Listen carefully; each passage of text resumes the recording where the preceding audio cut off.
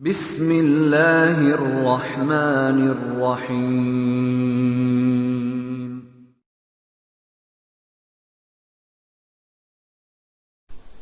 السلام علیکم ورحمۃ اللہ وبرکاتہ۔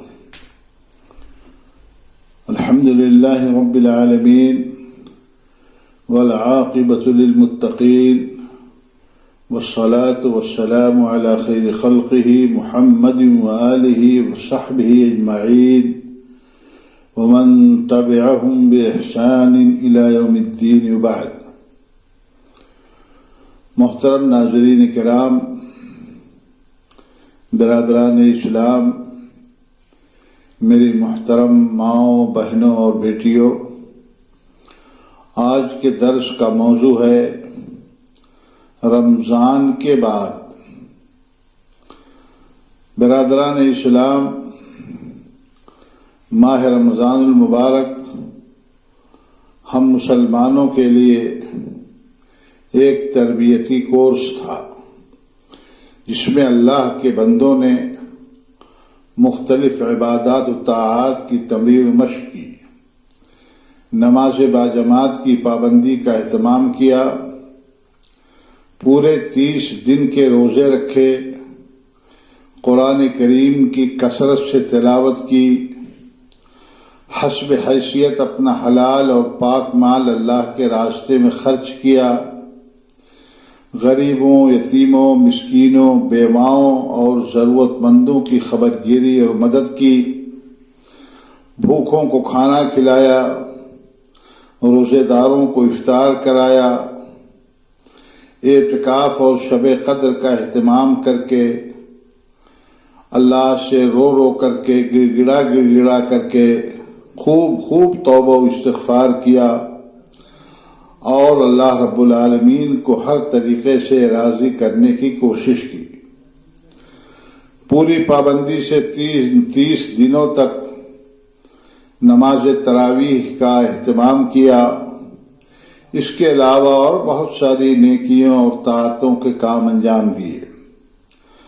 رمضان میں ان طاعت و عبادات کی تربیت اور مشق کا مقصد یہ ہے کہ عبادات کا سلسلہ رمضان کے بعد کے دنوں میں بھی جاری رکھا جائے۔ اگر ہم نے اور آپ نے ماہ رمضان المبارک میں ان طاعت و عبادات کی بجاوری میں محنت کی اور خدا نخواستہ ہم رمضان کے بعد ان میں سست پڑ گئے اور ان نیکیوں سے کنارہ کش ہو گئے، تو اس کا صاف مطلب یہ ہے کہ ہمارے اوپر رمضان کی اس تربیت کا کوئی اثر نہیں پڑا۔ اس لیے ضروری ہے کہ ہم اور آپ رمضان بعد بھی طاعت و عبادت کی سرگرمیاں جاری رکھیں۔ میرے بھائیوں اور میری ماؤں، بہنوں اور بیٹیوں، ہمیں یہ دیکھ کر کے بڑی مایوسی ہوتی ہے کہ رمضان ختم ہوتے ہی مسلمانوں کی اکثریت یا اکثر مسلمان ان نیکیوں سے کنارہ کش ہو جاتے ہیں جن کا اہتمام وہ رمضان میں بڑے ذوق و شوق سے کرتے رہے۔ نہ انہیں نماز باجماعت کی پرواہ ہوتی ہے، نہ کبھی روزہ اور قیام اللیل کی توفیق ملتی ہے، داد و دہش کا سلسلہ بھی موقوف ہو جاتا ہے، اور قرآن کریم آئندہ ماہ رمضان تک کے لیے کپڑوں میں لپیٹ کر کے بحفاظت الماریوں میں رکھ دیا جاتا ہے۔ ہمارا یہ رویہ افسوسناک اور ہمارے لیے نہایت خطرناک ہے۔ اس لیے مسلمانوں کو چاہیے کہ جو نیکیاں ہم نے ماہ رمضان المبارک میں کی ہیں ان کا سلسلہ آئندہ 11 مہینوں میں بھی جاری رکھیں۔ جس طرح آپ رمضان المبارک میں فرائض کی پابندی کرتے رہے اور نوافل کا بھی اہتمام کرتے رہے، اسی طرح رمضان بعد بھی ان کو باقی رکھیں۔ فرائض میں سب سے اہم فریضہ 5 وقتہ نمازیں ہیں، ان میں قطعاً سستی نہ کریں۔ مسجد میں جا کر نمازیں باجماعت ادا کرنے کا اہتمام کریں۔ اس لیے کہ قیامت کے دن عبادات میں سب سے پہلے نماز کے بارے میں سوال کیا جائے گا، جیسا کہ اللہ کے نبی صلی اللہ علیہ وسلم کی حدیث ہے کہ اول ما يحاسب به العبد يوم القيامة الصلاة فإن صلحت صلح سائر جسده فإن صلحت صلح سائر عمله وإن فسدت فسد سائر عمله۔ اللہ کے نبی صلی اللہ علیہ وسلم نے ارشاد فرمایا کہ قیامت کے دن سب سے پہلے نماز کے بارے میں سوال کیا جائے گا۔ اگر نماز صحیح نکلی تو باقی دوسرے اعمال بھی صحیح رہیں گے، اور اگر خدا نخواستہ نماز کے اندر گڑبڑی ہوئی، نماز صحیح نہ نکلی تو دوسرے اعمال بھی خراب نکلیں گے۔ اس لیے ہم نمازوں کا اہتمام کریں، فرض نمازوں کے ساتھ نوافل اور سنن رواتب کا اہتمام کریں، اور اس بات کی بھی کوشش کریں کہ جس طرح ہم نے ماہ رمضان المبارک میں تراویح کی نمازیں ادا کی ہیں، بعد کے دنوں میں تہجد کی ادائیگی کے اہتمام کا بھی عزم کریں، اس کے لیے ہمت کریں، اس لیے کہ نبی کریم صلی اللہ علیہ وسلم نے اس کی ترغیب دیتے ہوئے ارشاد فرمایا علیکم بقیام اللیل فإنه دأب الصالحین قبلکم وهو قربۃ إلی ربکم ومکفر للسیئات ومنہاۃ للآثام ومطردۃ للداء عن الجسد۔ یہ صحیح درجے کی روایت ہے جسے امام احمد نے اپنی مسند کے اندر اور امام ترمذی رحمۃ اللہ علیہ نے اپنی سنن کے اندر اس کو ذکر کیا ہے۔ اللہ کے نبی صلی اللہ علیہ وسلم کے ارشاد کا مفہوم یہ ہے کہ تم تہجد اور قیام اللیل کا اہتمام ضرور کرو، اس کو اپنے لیے لازم کر لو، اس لیے کہ یہ تم سے پہلے نیک لوگوں کا طریقہ رہا ہے۔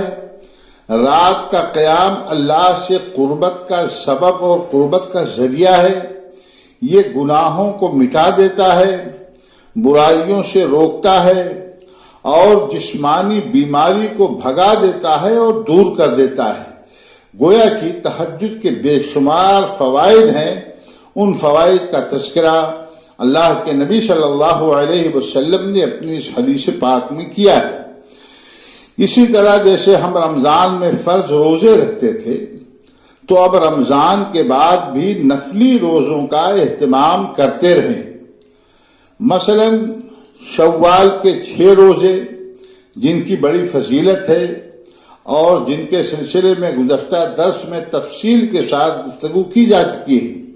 اسی طریقے سے عربی مہینہ کی 13، 14 اور 15 تاریخ کے روزے جنہیں ایام 20 کہا جاتا ہے، اور ہر ہفتے میں سوموار اور جمعرات کے روزے، عاشورہ کا روزہ، عرفہ کا روزہ، اس کے علاوہ اور دوسرے دنوں میں روزوں کا اہتمام یہ اللہ کے نبی صلی اللہ علیہ وسلم کیا کرتے تھے۔ آپ کی سنت کی اقتدا کرتے ہوئے ہم مسلمانوں کو بھی ان روزوں کا اہتمام کرنا چاہیے، ان نفلی روزوں کا اہتمام کر کے اپنے نامہ اعمال میں نیکیوں کا بڑا ذخیرہ جمع کرنے کی کوشش کرنی چاہیے۔ اور ان کے علاوہ نفلی روزے اس لیے کہ عبادات میں اللہ کے نزدیک سب سے محبوب عبادت، میرے بھائیو میری بہنوں غور سے سنیے، اللہ رب العالمین کے نزدیک عبادات میں سب سے محبوب عبادت روزہ ہے، جیسا کہ اللہ کے نبی صلی اللہ علیہ وسلم نے حدیث میں صراحت فرمائی۔ آپ نے ارشاد فرمایا، ایک صحابی رسول کو آپ نے مشورہ دیا کہ علیک بالصیام فإنہ لا عد لہ، تم اپنے لیے روزے کو لازم پکڑو، لازماً نفلی روزوں کا اہتمام کرو، اس لیے کہ روزے کا کوئی بدل نہیں ہے۔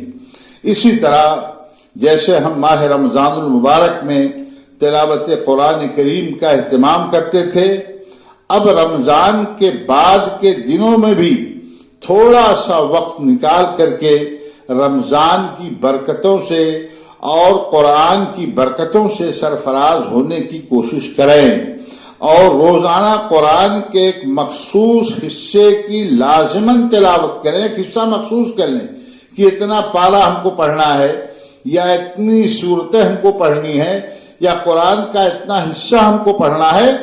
ایک حصہ اپنے لیے خاص کر کے لازماً اس کی تلاوت کریں۔ اس سے گھروں میں خیر و برکت نازل ہوگی، اور ہمارے اور آپ کے دلوں کا زنگ بھی صاف ہو جائے گا۔ یہ قرآن بڑی مقدس کتاب ہے۔ اللہ رب العالمین نے قرآن مجید کی برکتوں کا ذکر بڑی تفصیل کے ساتھ کیا ہے۔ اسی طریقے سے صدقہ و خیرات کا سلسلہ بھی جاری رہنا چاہیے، اور جب بھی کوئی ضرورت مند سامنے آ جائے تو اپنی حیثیت کے مطابق اس کی مدد کرنی چاہیے۔ صدقہ سے میرے بھائیوں مال میں برکت ہوتی ہے۔ اگر کسی کے ذہن میں یہ غلط فہمی ہے کہ کسی کو مال دینے سے اس کا مال گھٹ جاتا ہے، تو اس غلط فہمی کو دور کر لینا چاہیے۔ صدقہ سے مال میں کمی نہیں ہوتی ہے، بلکہ اس کے برعکس اللہ رب العالمین اس مال میں برکت عطا فرماتا ہے، مال میں اضافہ اللہ رب العالمین فرما دیتا ہے۔ اسی طریقے سے ذکر و اذکار اور توبہ و استغفار کا جو سلسلہ رمضان بھر ہم نے اور آپ نے جاری رکھا تھا، اسے رمضان کے بعد بھی جاری رکھنے کی کوشش کریں۔ کثرت سے ہم اللہ سے توبہ کریں، اللہ کو یاد کریں، ذکر و اذکار میں اپنے آپ کو مشغول رکھیں، اور اللہ رب العالمین سے اپنے گناہوں کی مغفرت طلب کریں۔ میرے بھائیوں، یہ جو نیک کام ہم نے ماہ رمضان المبارک بھر کیے ہیں، ان کا سلسلہ بعد کے دنوں میں بھی ہمیں جاری رکھنا ہے۔ آج کے درس کا یہی خلاصہ ہے۔ اللہ تعالی ہم تمام لوگوں کو تمام طاعت و عبادات جاری رکھنے کی توفیق بخشے، اللہ انہیں قبول فرمائے، اور اللہ رب العالمین ان طاعت و عبادات پر ہمیں بھرپور اجر و ثواب سے نوازے۔ آمین۔ وآخر دعوانا ان الحمد للہ رب العالمین۔ والسلام علیکم ورحمۃ اللہ وبرکاتہ۔